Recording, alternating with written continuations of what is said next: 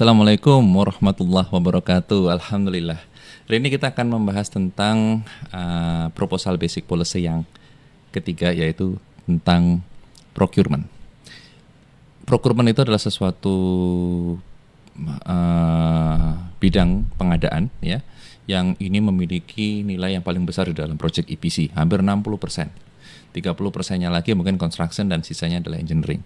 Nah, kita hari ini akan membahas tentang procurement. Artinya strategi di procurement sangat menentukan sekali dari kualitas proposal kita. Oke, apa saja sih sebetulnya item-item yang harus kita lihat? Ini mungkin bukan strategi karena ini umum dilakukan di semua perusahaan, tetapi paling tidak item-item checklist ini akan menolong kita sebagai proposal manager misalnya untuk bisa menentukan bagaimana langkah-langkah kita mencermati strategi-strategi yang ada di procurement.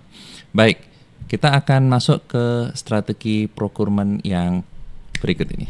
Ya, di sini yang pertama adalah terkait dengan requirement of vendor designation. Artinya apa? Ada beberapa vendor-vendor yang bisa kita tunjuk langsung. Nah, itu proposal manager akan menginformasikan tentang siapa saja sih atau apa saja sih barang-barang yang bisa disuplai oleh vendor yang kita tunjuk langsung.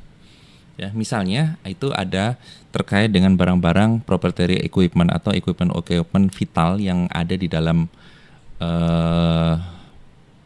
plan ya. Itu harus ditunjuk, vendor tersebut harus ditunjuk langsung.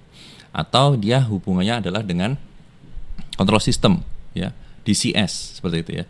Itu adalah vendor-vendor yang menyesuaikan dengan existing equipment-nya, existing plan-nya. Sehingga vendornya harus ditunjuk, hanya satu vendor biasanya kandidatnya. Ya, atau sangat limited vendor. Itu harus kita tentukan bagaimana strateginya ya. Kemudian yang berikutnya adalah tentang policy of vendor inquiry. Vendor inquiry itu adalah bagaimana atau kepada siapa kita akan meminta penawaran kepada mereka. Jadi pada saat proposal kadang-kadang kita akan menggunakan in-house data.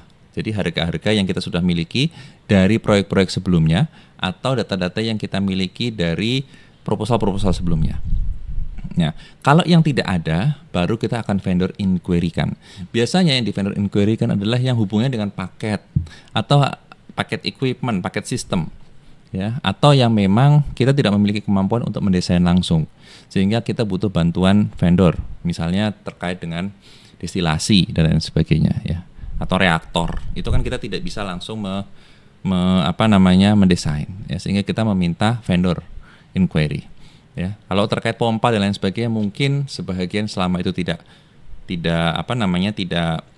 spesial requirement, maka itu insya Allah bisa dilakukan sendiri dengan data in-house.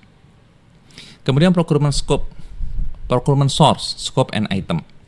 Jadi kepada vendor siapa sih kira-kira kita akan kirim inquiry, misalnya terkait dengan water treatment ya. Maka sebaiknya procurementnya itu adalah procurement di daerah setempat. Misalnya di negara kita mau bikin water treatment di negara India, maka sebaiknya produsen water treatment dari India karena dia yang paling tahu tentang masalah AMDAL ya di negara tersebut, gitu ya.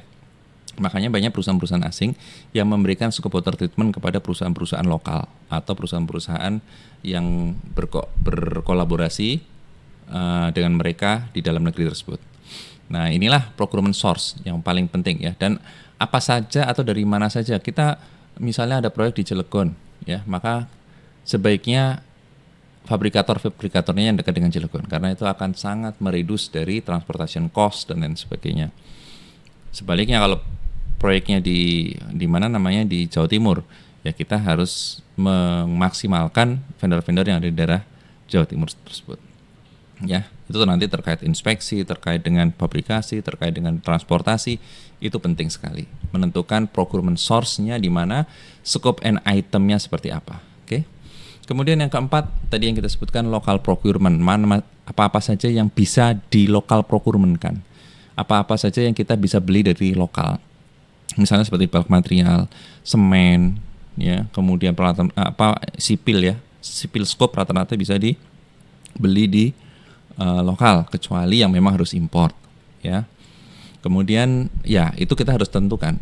Sebaiknya kita menentukan local procurement vendor, sehingga ada orang-orang procurement yang melihat ke tempat atau ke lokasi untuk mencari unit rate di lokasi tersebut berapa. Nah, kemudian yang berikutnya tentang vendor type dan project budget. Apa maksudnya? Jadi kadang-kadang kita memiliki project budget yang tidak besar. Maka vendor pun juga kita harus memilih ini vendor kelas berapa yang harus kita ambil. Vendor kelas 1, kelas 2, kelas 3, kelas 4 misalnya gitu ya. Karena ini terkait dengan project budget. Kita kalau mau tidur nyenyak memang menggunakan vendor kelas 1. Tetapi project budgetnya nggak cukup. Maka kita bisa menggunakan kelas 2 atau kelas 3 atau kelas 4. Tetapi itu juga tergantung dari pengklasifikasian dari unit operationnya.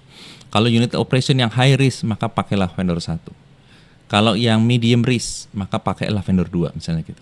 Kalau yang low risk misalnya kita bisa menggunakan vendor 3 seperti itu. Atau malah kalau yang hanya untuk terkait dengan hal-hal penunjang yang intermittent bisa menggunakan vendor keempat.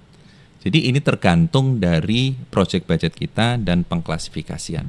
Insya Allah ini bisa sedikit menjadi gambaran bagi kita semua bagaimana untuk menentukan proposal basic policy khususnya untuk di procurement. Insya Allah ini bisa menjadi sedikit knowledge bagi kita semua. Jazakallah khairan katsiran. Assalamualaikum warahmatullahi wabarakatuh.